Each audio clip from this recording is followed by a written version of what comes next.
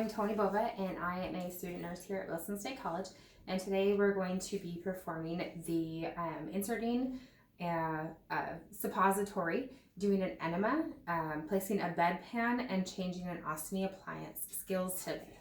So first off, I have performed my hand hygiene and I'm in my bedroom, and I'm actually going to be comparing my doctor's orders to my patient Mar. So we're going to start out, and it's going to be Shirley Coast, 54-year-old female, 5/14/1964. Shirley Coast, 54-year-old female, 5/14/1964. And on our order, we have Docusate sodium 10 mg rectal suppository, administered per rectal route for constipation. And Mar is Docusate sodium 10 mg rectal suppository, administered per rectum one time for constipation. So then on the doctor's orders, if no results from the Docusate suppository within 12 hours, administer a sodium phosphate 4.5 fluid ounce enema. And we have a sodium phosphate 4.5 fluid ounce enema, PRN, if no results within 12 hours from the Docusate sodium suppository. And then she has a regular diet as tolerated. Record all I and O's. Okay, perfect. And that's the order. It looks like we have an allergy to codeine on here as well, and we won't be administering any medication with codeine today. So I'm going to do my first med check in the med room, and we're going to grab our patient's bin and check the name and date of birth. Shirley Coast, 5/14/1964. Shirley Coast, 5/14/1964. And it looks like all of her stuff is in here. And so first med check we have is Docusate sodium 10 mg rectal suppository, and we have a Docusate sodium 10 mg rectal suppository, and then we have a sodium phosphate 4.5 fluid ounce enema, sodium phosphate 4.5 fluid ounce enema. Perfect, we got all that. And then we have all of our supplies in here. I have gloves basically in the room, but here just so I didn't have to go get them. We have a washcloth for our ostomy. We have all of our plans for our ostomy change. I have checks, I have my med cup, I have the adhesive remover, a 4x4 to measure for my ostomy change for the faceplate. This is also ostomy supplies, and I have lube as well. And so all the stuff would come out, and I would, washcloth, go back in here. I'd make sure I'd have a bucket full of warm water to make sure we do any rinsing. And if we didn't do this, then it would be wet wipes in the patient's room. And now I'm going to try to make a little bit more room here. Oops. And then I'm going to do my second med check before I go into my patient's room. I'm just outside of my patient's room. So I have I would do hand hygiene, put on my gloves before I touch anything.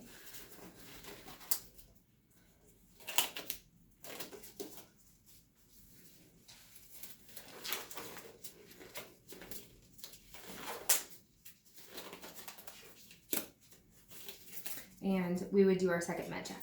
So we have a Docusate sodium 10 mg rectal suppository, Docusate sodium 10 mg rectal suppository. So I'm going to take one of these out. I would put a little bit of lube in the cup, put this right in the lube in the cup as well. And then we have our sodium phosphate 4.5 fluid ounce enema, sodium phosphate 4.5 fluid ounce enema. And so I would put everything back in here for in our bin, med bin. I'd also have the water bucket. And we would get ready to go into our room. I would take my gloves off.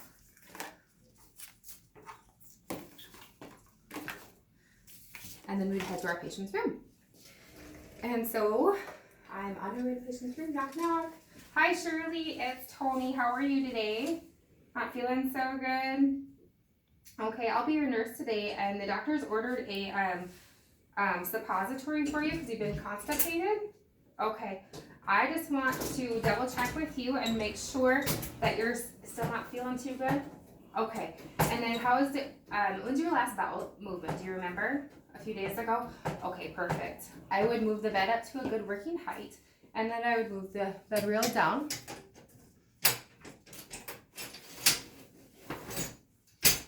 And then I'm going to double check my patient against my mark. And so we have, Shirley, could you tell me your first and last name and date of birth? Shirley Coast, 5/14/1964, and her wristband matches our MAR.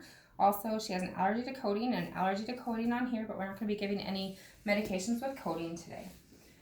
So, I've double checked that. And has the provider been in this morning, Shirley, to make sure that you understand the procedure? Good. Do you have any questions? No? Okay, perfect. So what we're going to do next is we're going to do some hand hygiene. We'll put on our gloves, and then we're going to get our suppository out and a Chuck's pad. And this is my third med check. I have a DocuState sodium 10 milligram rectal suppository, DocuState sodium 10 milligram rectal suppository. And I'm going to bring this all over here. Okay, Shirley, we're just going to roll you over into the left lateral Sims position. I wouldn't normally tell my patient that, but, and as my other nurse, this is my other nurse. So Shirley, we're going to have you roll over onto your side, okay? Okay, so I'm going to get her adjusted here, and we're going to roll it up onto her left side.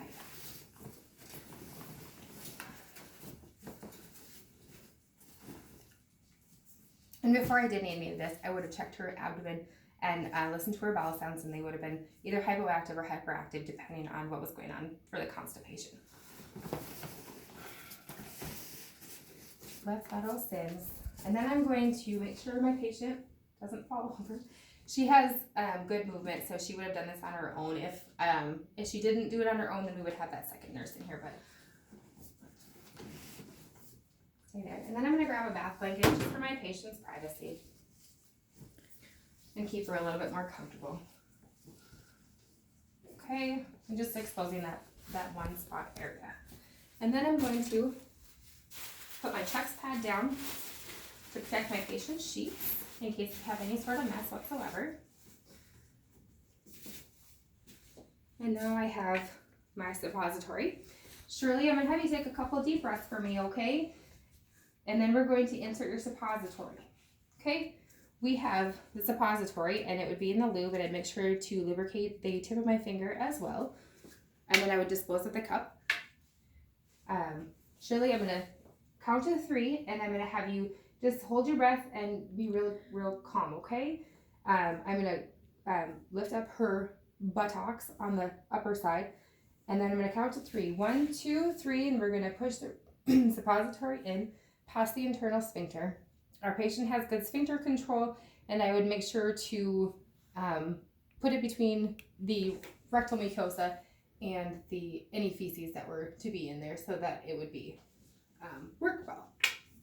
Garbage. And then I'm going to actually have my patient stay in this position for 5 to 15 minutes. And I would actually leave the room, and she would have her call light in that position, make sure she's comfortable, and she'd let me know as soon as she needed to defecate. So now we're back in the room. I did hand hygiene before I left and took off my gloves, made sure she was comfortable. Came back in the room, and now it's been 12 hours, and so our doctor ordered an enema for her, and she ordered an enema for her because she has not defecated yet, and so that was part of our MAR.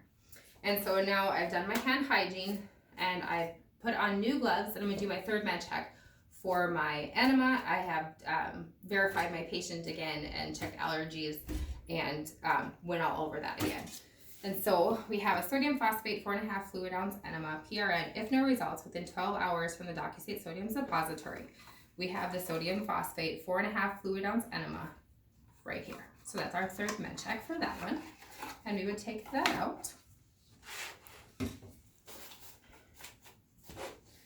And then we would go into our patient's room. And actually I would have done that when I came into my patient's room as well.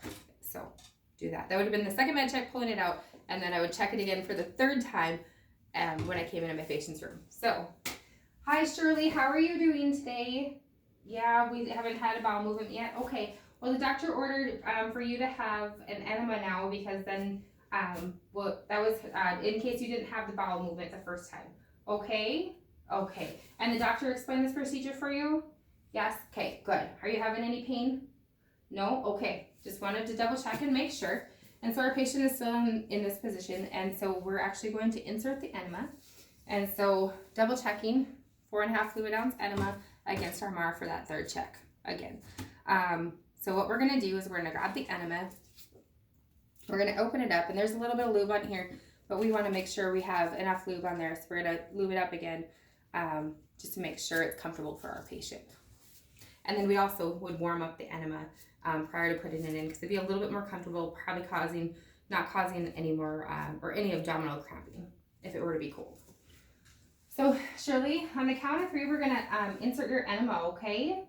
Okay, I'm gonna lift up her butt cheeks and the buttocks, and then I'm going to insert the enema.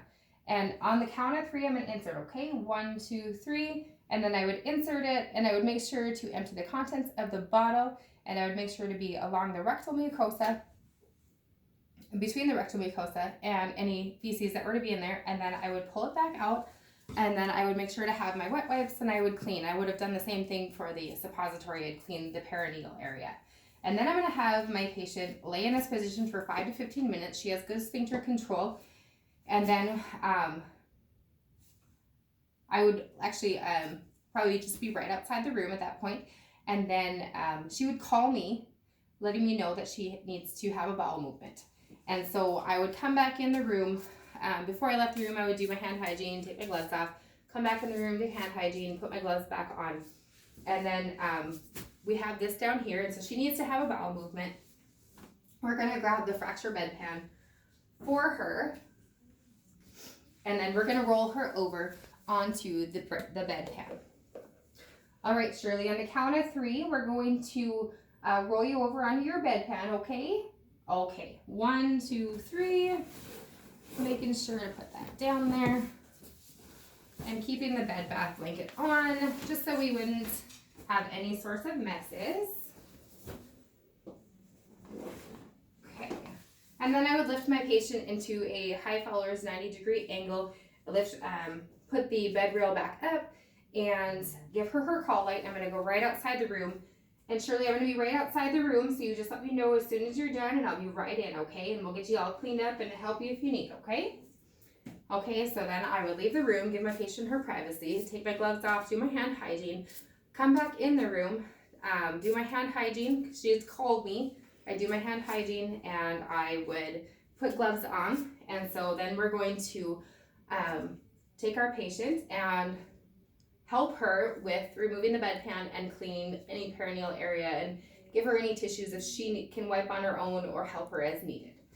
Shirley, we're going to take you off your bedpan now, okay? On the count of 3, I'm going to roll you over, and we're going to get you off of that bedpan, okay? All right, and being careful to hold on to the bedpan so no contents spill out. 1, 2, 3. Okay, the bedpan is here. And then I'd grab the wipes, and I would clean from front to back, making sure she's completely cleaned out. Use the checks, cover this. I'd bring it over here, and I would document the consistency or any I and O of the stool as needed per doctor's orders. I would have brought my patient back down, taken the bath blanket off. If it's soiled, it'd go in the correct bin, making sure my patient is comfortable. I give her her call lights, put her bedside rail back up, and let her know that she can call me anytime as needed. So then I would dispose of everything I had here for anything according to my facility policy. So we do that. And then my last thing I'm going to do, I'm going to move all my stuff out of the way first. My last thing I'm going to do is change my patient's ostomy appliance. So we would be back in here, and I would come into my patient's room, and I'm going to double check, make sure I verified my patient again, and her date of birth and my allergies, and she's also had an ostomy appliance for a very long time, and so she kind of knows the routine. Hi Shirley, we're here to change your ostomy appliance this morning. I'm Tony, and I'll be your nurse again today. How are you feeling? Good? Good. Okay, and then I would sit my patient up to a semi-Fowler's position. I'm going to roll her blanket down, and I'm just going to expose her tummy or abdomen where the ostomy appliance is, keeping my patient's privacy. And I'm going to make sure I have chucks. We're going to put one here to cover the blankets. And we would have another one on the side where the ostomy appliance is, depending on if it's left or right side. And so we would have that there, making sure to tuck it under our patient. And normally we would be on the side of the ostomy appliance so that we wouldn't have to be reaching over our patient. So I'm going to get all my supplies out.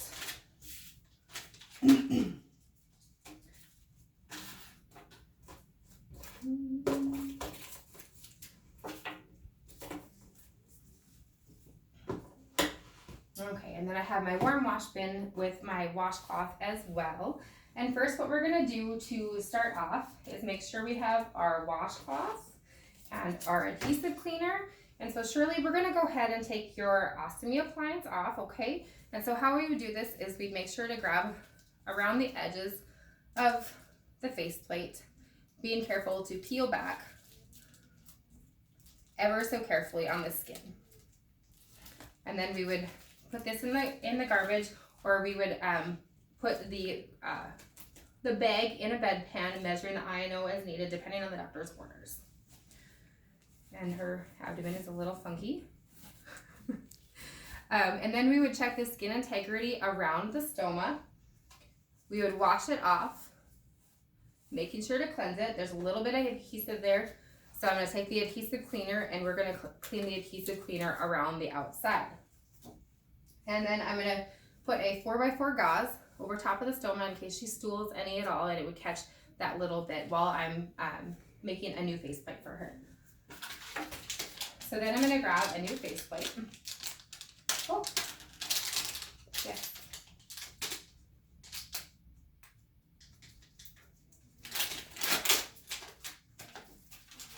And those would go in the garbage.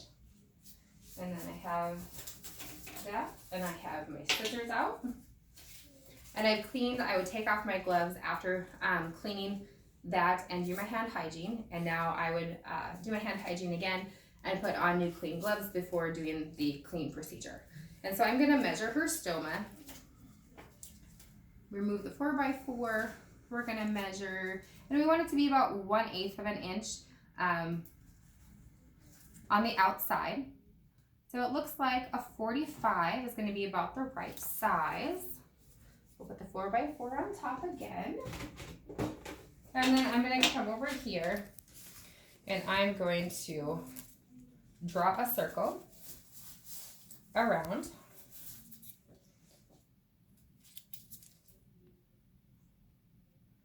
Measuring our stoma size. And this would be normally for our patient, and she would probably know exactly what size it is that she would need. And so that would probably be a typical thing. And so then what we're going to do is we're going to cut this. And in typical settings, we would make sure to not have any jagged edges, but for the purpose of the video, we are just trying to make it fit on our stoma.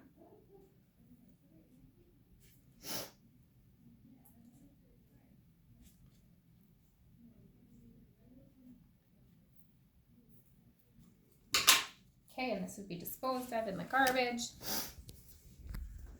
And then what I'm going to do is open this up, and I'm going to grab a little bit of paste. I'm just going to put it right around here. Like I said, there wouldn't be any jagged edges normally in a clinical setting, but. And then the paste just right around the edge, just a thin little line. And then we're going to apply the faceplate to the patient. I'm going to grab the powder. So then we're going to take the 4x4 off. We'd put a little powder on, and then we would place the faceplate, making sure it's 1/8 of an inch about around the stoma, and we're going to push nice and gently right around the edge, making sure that it is stuck. And I would have had made sure our bag had been clipped at the end prior to, but here is how you do that. You clip the bottom, and then our bag is ready. And then we're going to actually place the bag and connect it to our faceplate, and usually these would match, so they would have fit up nice and perfect. So make sure that you hear the clicking all the way around. Okay, and that is that. And then we would take our chucks off, making sure to dispose of all that. And I've got all that. Okay, put this back down, making sure she's comfortable. Put up the bed rail. I would put my patient in a comfortable position, and I would take all my supplies with me. I would take off my gloves and do my hand hygiene. And after every single procedure, I would make sure to document everything. My I&Os, if she had a bowel movement, and everything I did for each procedure. And then she would, like I said, she would have the call light, and I would leave the room.